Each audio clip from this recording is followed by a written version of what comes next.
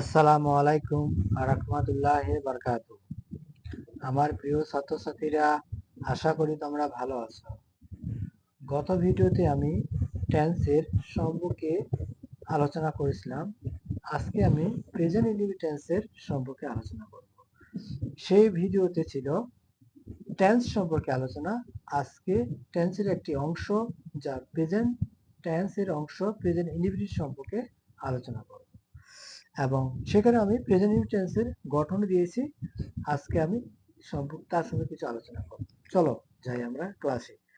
যে present indefinite টেন্সের বৈশিষ্ট্য, যে প্রেজেন্ট ইনডিফিনিট টেন্সের বৈশিষ্ট্য হচ্ছে যে একমাত্র প্রেজেন্ট ইনডিফিনিট টেন্স ছাড়া আর অন্য কোনো টেন্সের ভার্বের সঙ্গে ইয়েস অথবা এস যুক্ত হয় না অথবা যোগ হয় না।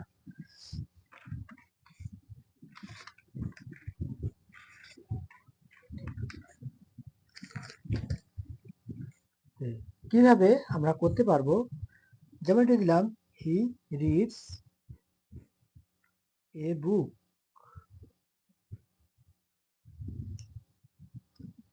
তাহলে সেক্ষেত্রে আমরা এটি প্রেজেন্ট ইনডিফিনিট টেন্স বলতে পারবো, কারণ ভার্বের সঙ্গে এস যুক্ত হয়েছে, যার অন্য কোনো টেন্সে বা পাস্ট টেন্স বা ফিউচার টেন্সে হয় না। শুধুমাত্র প্রেজেন্ট টেন্সের, একমাত্র প্রেজেন্ট টেন্স ইনডিফিনিট টেন্সের ভার্বের সঙ্গে এস যুক্ত হয়, বাকি সব টেন্সে যুক্ত হয় না। শুধু এস নয়, ইয়সও যুক্ত হতে পারে। কালকে আমি বলেছিলাম কিভাবে কার সঙ্গে ইয়েস বা কার কোন ভার্বের সাথে এস যুক্ত হবে সে সম্পর্কে আমি বলছিলাম। তাহলে যদি ভার্বের সঙ্গে এস অথবা ইয়েস যুক্ত হয়, সে ভার্বটি হবে সিঙ্গুলার। আর যদি নাউনের সঙ্গে ইয়েস অথবা এস যুক্ত হয়, সেক্ষেত্রে হবে সেটি প্লুরাল নাউন। কি নাউন? Plural noun. কি নাউন? Plural noun. আর ইনডিফিনিট টেন্সের কিছু অভ্যাসগত কর্ম আছে। আমরা আরো বলতে পারি, যেমন আই হ্যাভ এ পেন। এর মূল বৈশিষ্ট্য যে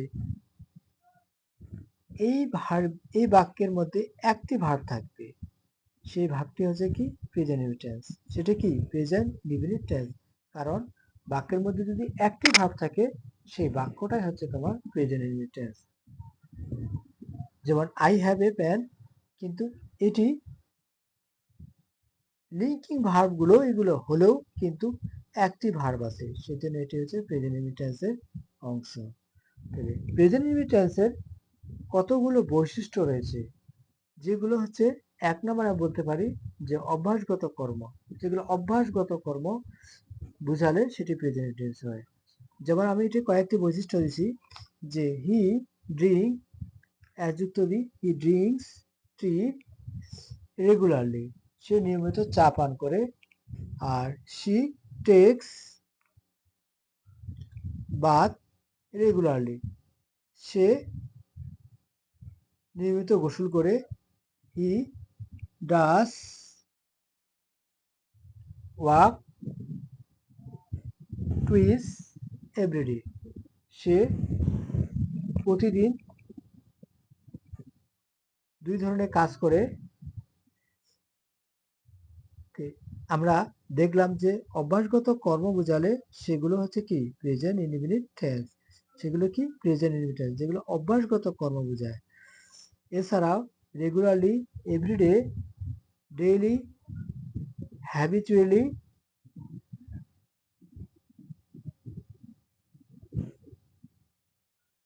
ইউজুয়ালি, অফটেন, হার্ডলি ইত্যাদি এই শব্দগুলো বাক্যের মধ্যে থাকলে, এই শব্দগুলো অ্যাডভার্ব, যদি বাক্যের মধ্যে থাকে সেটি হয় কি?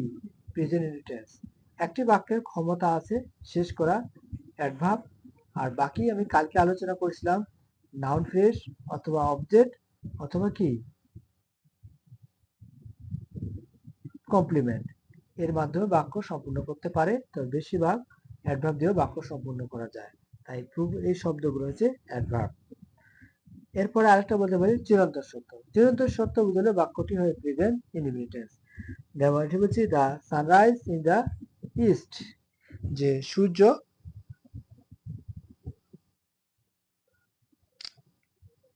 কোথায় ওঠে? পশ্চিম দিকে উঠে। Are the সানসেটস in the West, এবং পূর্ব দিকে অস্ত যায়। এটা চিরন্তন সত্য। এছাড়া বলতে পারি ম্যান ইজ মোর্টাল, যেহেতু মানুষ মরণশীল, সেক্ষেত্রে আমরা বলতে পারি এটি হচ্ছে কি প্রেজেন্ট ইনডিফিনিট টেন্স। আর day comes and after night tree gives up oxygen অথবা শেড। গাছ আমাদের অক্সিজেন দেয় অথবা ছায়া দেয়। যে ঐতিহাসিক সত্য হলো সেগুলো হচ্ছে কি প্রেজেন্ট ইনডিফিনিট। যেমন সাধারণ বিল্ডস এন্ড দ্য তাজমহল, এটি দেখতে ভবিষ্যতের মতো, অর্থাৎ ভবিষ্যৎ নয়, অর্থাৎ গতকালের মতো হয়েছে, কিন্তু সেটাও কি তার ফলাফল আমরা কিন্তু এখনো পাচ্ছি। যে বাক্যগুলো চিরন্তন সত্য কখন বুঝবো? যে বাক্যগুলা অলরেডি আগে হয়ে গেছে কিন্তু তার ফলাফল এখনো বর্তমানে বিদ্যমান, সেক্ষেত্রে বলতে পারবো সেটি হচ্ছে কি প্রেজেন্ট ইনডিফিনিট। অর্থাৎ তার ফলাফল এখনো বজায় রাখতেছে, তার ফলাফল এখনো মানুষ ব্যবহার করে, সেগুলো হচ্ছে কি present indefinite tense. Socrates and teachers is disciplines moral lesson, যে সক্রেটিস তার শিষ্যদের নৈতিক শিক্ষা দেন। ঐতিহাসিক বাক্যগুলো কখনো পাস্ট টেন্স পরিণত হয় না, সে দেখলেও কিন্তু পাস্ট টেন্সে পরিণত হবে না। নিকটতম ভবিষ্যৎ বোঝালেও সেটা হচ্ছে কি প্রেজেন্ট ইনডিফিনিট। এটা বলছে হি ডু বা ডাস, হি ডাস the work and tomorrow and our schools and opens and on the 20, অর্থাৎ আমাদের স্কুল আগামী 2 তারিখে খুলবে অথবা সে আগামীকাল কাজটি করবে। and my brothers comes to homes and of this month, আমার ভাই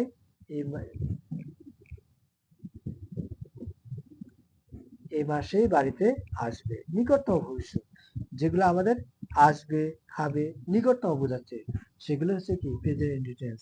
আর আরেকটি কথা, প্রেজেন্ট টেন্সের সম্পূর্ণ অংশ কিন্তু ফিউচার ইনডিফিনিট, অর্থাৎ ফিউচারে বলতে কিছু টেন্স নেই। মূলত টেন্স দুই প্রকার হতে পারে, একটা প্রেজেন্ট আর একটা পাস্ট, কারণ ফিউচারের সব বৈশিষ্ট্য প্রেজেন্ট টেন্সের মধ্যেও বিদ্যমান, যার কারণে সেটা অনেক সময় প্রেজেন্ট টেন্সে গণ্য করা যাবে। যে প্রেজেন্ট টেন্সের গত ভিডিওতে আমরা দিয়েছিলাম যে ভিডিওটি 4টি গঠন দিয়েছিলাম। একটা দিয়েছিলাম subject plus verb plus object অথবা কমপ্লিমেন্ট, যে কোনো একটা দিয়েছিলাম। যে আরেকটা দিয়েছিলাম এটা হচ্ছে অ্যাফার্মেটিভ। তাহলে আমরা একটি বাক্যের মাধ্যমে 4টি অংশ করতে পারি। যে ধরলাম হি রিডস এ বুক, তাহলে এটা হচ্ছে আমাদের অ্যাফার্মেটিভ। এই বাক্যটি হচ্ছে কি অ্যাফার্মেটিভ। যদি এটাকে নেগেটিভ করতে যাই, নেগেটিভ, এটা দিলাম অ্যাফার্মেটিভ। তাহলে হি ডাস নট রিড এ বুক। আমার প্রিয় ছাত্রছাত্রীরা, এই বাক্যটির একটি কাহিনী লুকানো আছে।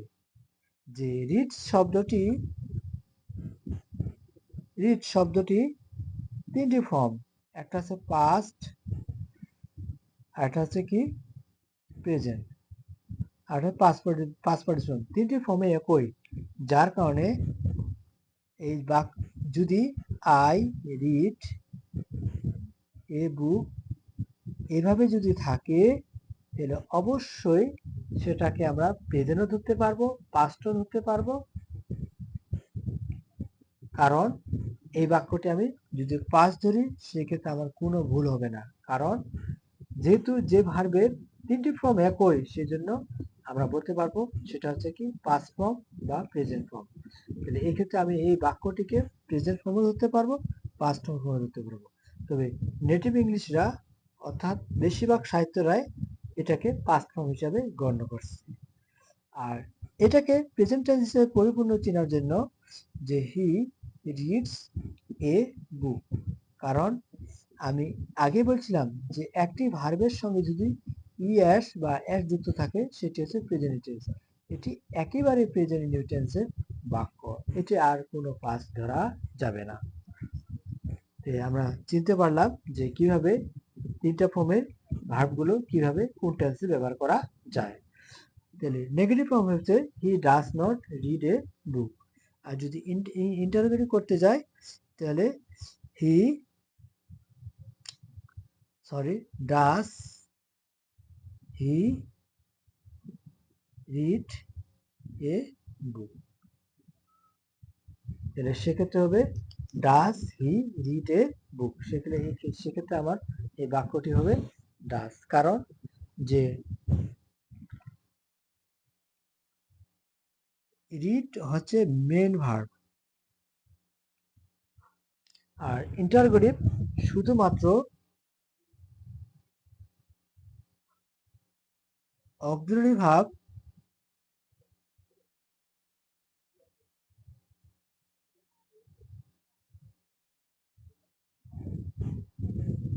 বাক্য শুরু হয় অথবা ডাব্লিউএস। ইন্টারোগেটিভের বৈশিষ্ট্য হচ্ছে অক্সিলারি ভার্ব প্লাস ডাব্লিউএস দ্বারা বাক্য শুরু হয়। সেজন্য মেন ভার্বের ফর্ম দুইটি, একটা আছে ডু, ডাস, আর পাস্ট টেন্সের হবে ডিড।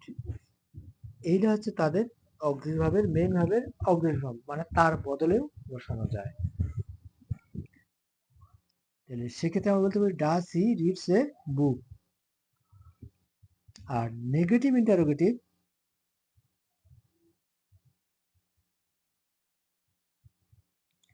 যে does he not read a book. Does he not read a book, তাহলে এটি হচ্ছে আমাদের নেগেটিভ ইন্টারোগেটিভ বাক্য। অর্থাৎ নেগেটিভও থাকতে হবে, ইন্টারোগেটিভও বাক্য থাকতে, দুইটা মিলে হচ্ছে নেগেটিভ ইন্টারোগেটিভ বাক্য। যে প্রিয় ছাত্রছাত্রীরা, তাহলে তোমরা আজকে প্রেজেন্ট টেন্সের সম্পর্কে অনেকটাই বুঝতে পারছো। আশা করি পরবর্তী ভিডিওতে এর পূর্ণাঙ্গ আমি আবার বিশ্লেষণ তুলে ধরব। আসসালামু আলাইকুম ওয়া রাহমাতুল্লাহি ওয়া বারাকাতুহু।